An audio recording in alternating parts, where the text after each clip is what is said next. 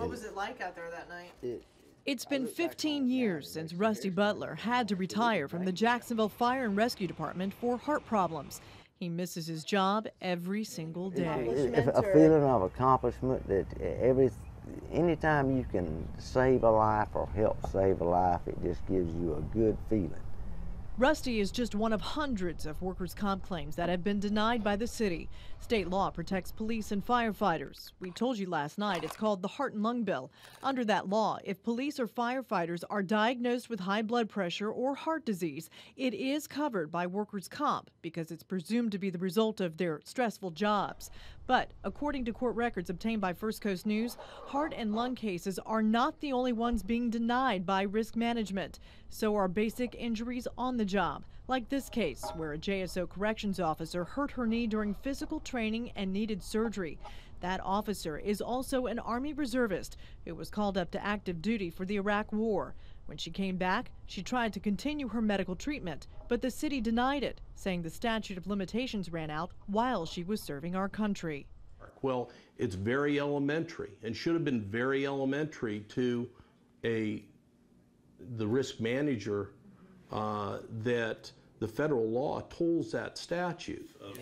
Attorney Mark Hardesty says a federal law protected that officer. The law says that statute of limitations was put on hold while the officer was on active duty. Still, the city spent months in court and tens of thousands of dollars battling it out. We had to go to court.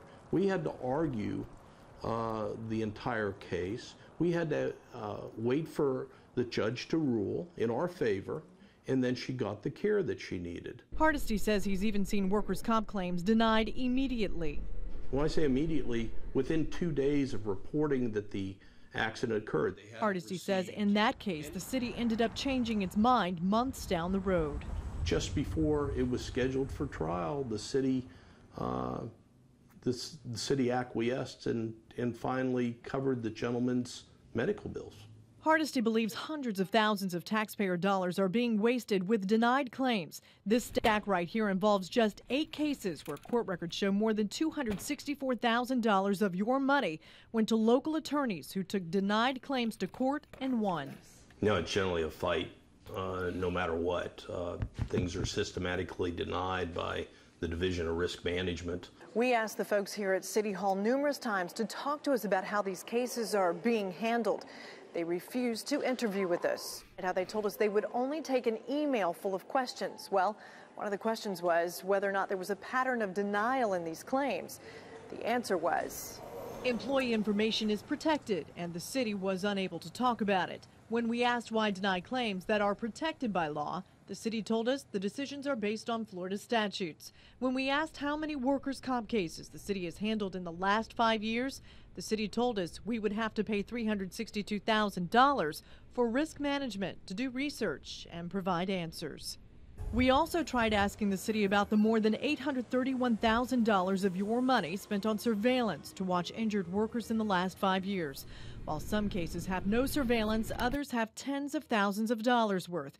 This is just some of the video and pictures taken on city workers who retired because of their work-related injuries. You paid to watch a JSO officer limp around in his front yard, limp in a parking lot. You paid to follow his car to stores. You also paid to watch a retired firefighter walk around a barbecue. The city told us it couldn't talk about why it followed these retired workers to all these places because state law does not allow them to. You know, here's an agency that's running, for instance, thousands of dollars on surveillance that nets absolutely nothing. Rusty Butler says the city has stalled his care numerous times, and while he is now retired, he says those still on the job go to work with one question lingering in the back of their minds. It's like getting hurt on the job. If you get in there and the roof falls in on you and you're, confined to a wheelchair, get hurt real bad, is the city going to take care of me?